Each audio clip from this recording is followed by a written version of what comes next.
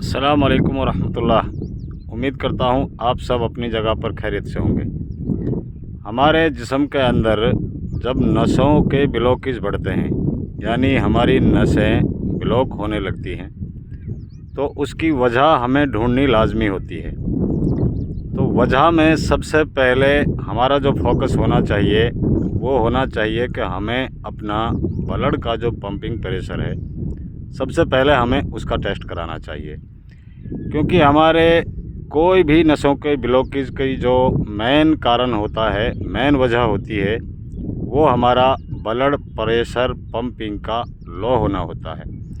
क्योंकि जब हमारा ब्लड प्रेशर ठीक तरीके से चलेगा और वो अपना बॉडी लेवल से प्रेशर बनाएगा, तो हमारी नसों के अंदर हमारा ब्लड तेज़ी से सर्कुलेट करने लगेगा।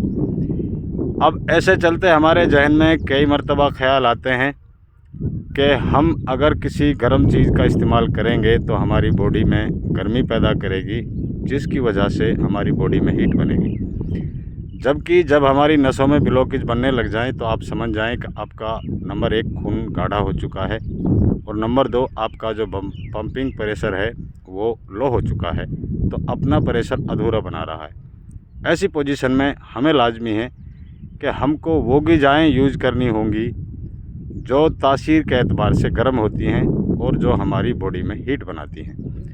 ये हम ना सोचें कि गर्म ग़िज़ा खाएंगे तो हमारी बॉडी में हीट बनेगी और हीट बनेगी तो उससे हमें परेशानी होगी। बिल्कुल भी ऐसा ना सोचें। ये हमारी बॉडी की वक्ती ज़रूरत है। जब भी नसें ब्लॉक हों तो हमें गर्म ग़िज़ाओं का इस्तेमाल करना लाजमी है, और गर्म ग़िज़ाएँ हमेशा ताकतवर होती हैं।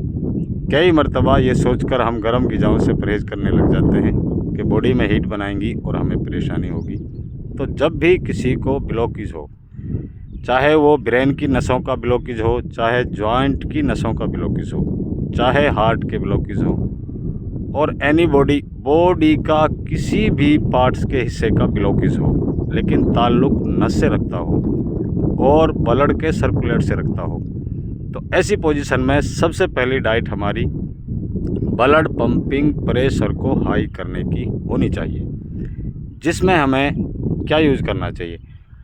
ऐसी हालत में अगर हम फ्रूट का यूज़ करेंगे तो फ्रूट में हमें सबसे पहले इसमें 1 नंबर पर चीकू आता है। तो ऐसी पोजीशन में हमें फ्रूट अगर हम ज़्यादा इस्तेमाल करते हैं तो हमें चीकू का इस्तेमाल करना चाहिए। अगर इसके अलावा हम जड़ी बूटियों में कुछ यूज़ करना चाहते हैं तो सबसे पहले इसमें जो जड़ियों की सरदार है और वो जड़ी जिसको हम अश्वगंधा के नाम से जानते हैं। अश्वगंधा हमारे ब्लड को तेज़ी से साफ़ करता है और तेज़ी से नसों में दौड़ाने का काम करता है। एक तरीके से हमारा ब्लड पंपिंग प्रेशर अश्वगंधा के इस्तेमाल से फास्ट होता है।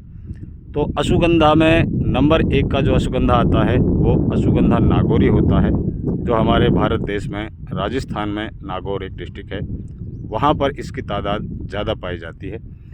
तो ऐसी हालत में हम अश्वगंधा नागौरी का भी इस्तेमाल कर सकते हैं। अगर मौसम ज़्यादा गर्म है और उस गर्म मौसम में भी आपके ब्लॉकेज बढ़ रहे हैं तो अश्वगंधा को आप सिंगल ना खाएं, बल्कि इसके अंदर धागे वाली मिश्री या देसी खांड का बराबर की क्वांटिटी में ज्वाइंट कर लें। यानी आप 100 ग्राम अश्वगंधा लेते हैं तो 100 ग्राम देसी खांड या धागे वाली मिश्री इसके अंदर शामिल कर लें। तो बॉडी में जितने भी तरह के ब्लॉकेज हैं आपके बहुत आसानी के साथ इनके इस्तेमाल से खुलने लग जाते हैं।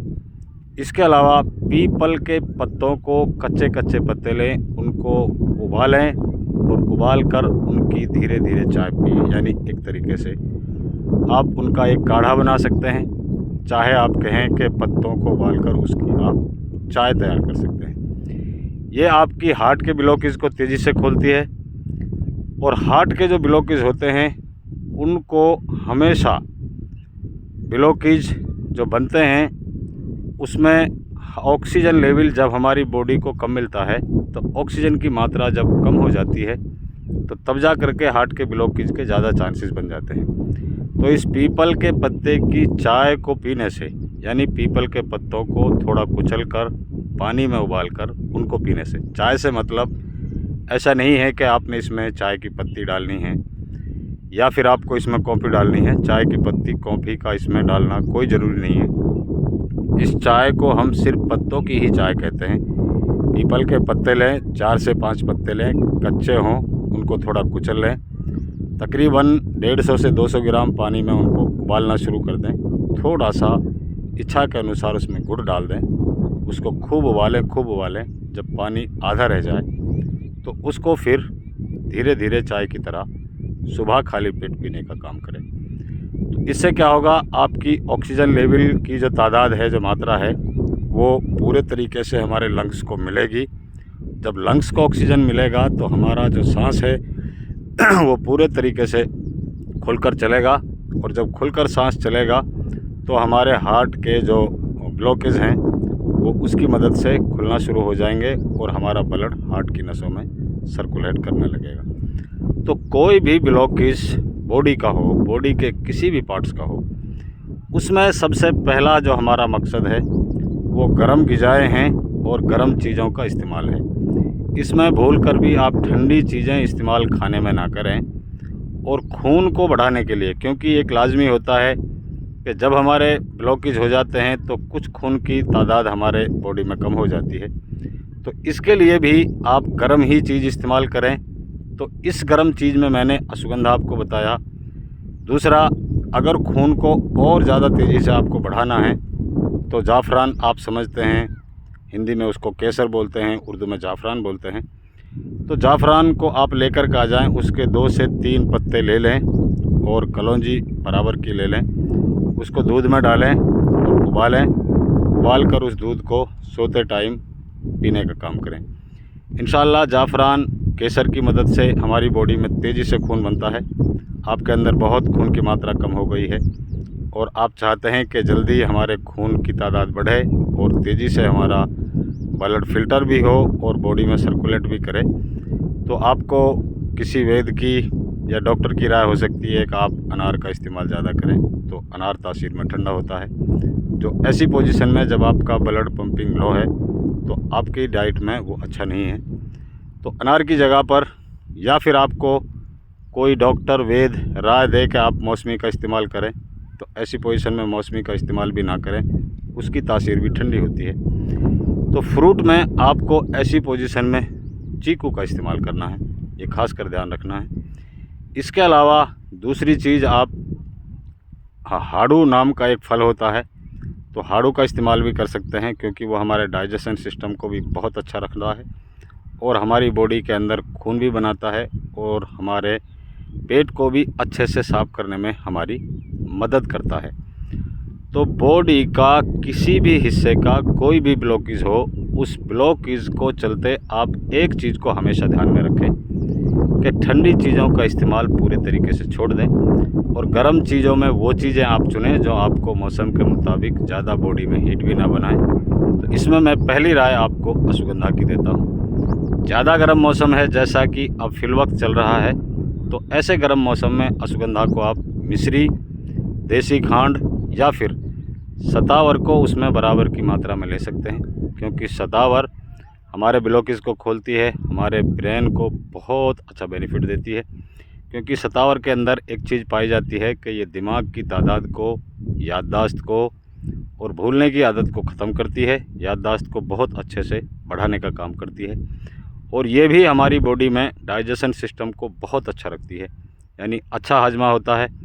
और हमारी आंतों पर जो सोलिन बन जाती है, उस सोलिन को ख़त्म करने में और आंतों में जमा हुआ पुराना मल, यानी पाखाना आपकी आंतों में जमकर सूख चुका है, उस जमे हुए पाखाने को सॉफ्ट करती है और पिघलाकर आंतों से बाहर कर देती है। जगह जगह पर हमारी आंतों में गांठ बन जाती हैं, इसके कारण भी हमारी आंतें लीवर की तरफ बैक मारती हैं हीट के कारण, फिर भी हमारी हार्ट के ब्लॉकेज बढ़ने के चांस होते हैं। तो हमेशा जब भी किसी को ब्लॉकेज हो जाएं या ब्लॉकेज के शिकार हो रखे हों, तो सबसे पहला परहेज उसका यह है कि ठंडी चीज़ों का इस्तेमाल करना बिल्कुल भी बंद कर दें। इसमें गर्म चीज़ का इस्तेमाल करें। गर्म ग़िज़ाओं को खाते मर्तबा ऐसा ना सोचें कि ये गर्म ग़िज़ाएँ हैं, बॉडी के अंदर हीट बनाएंगी और जिनका हमारे लिए कोई साइड इफ़ेक्ट मिलेगा, बिल्कुल भी नहीं। वो वक्त हमारी बॉडी जो हमें मांग रही है और जो बॉडी में जिस चीज़ की ज़रूरत है उस वक्त उसी चीज़ का इस्तेमाल किया जाएगा, ना कि आपके दिल दिमाग की गवाही का। क्योंकि आपके दिल दिमाग गवाही दे सकते हैं कि ठंडी चीज़ें जिस्म के लिए अच्छी होती हैं और गर्म चीज़ों से बॉडी में हीट बनती है। तो बिल्कुल हीट से नफ़रत ना करें। ऐसी पोजीशन में गर्म ग़िज़ाओं का इस्तेमाल करें और अपने ब्लॉकेज को अपनी बॉडी से दूर करें। तो मैं इंशाअल्लाह आप हज़रात से उम्मीद करता हूँ इस नुस्खे पर आप अमल करेंगे और इसका फ़ायदा उठाएँगे। आपका खादिम रशीद अहमद। अस्सलाम वालेकुम व रहमतुल्लाह।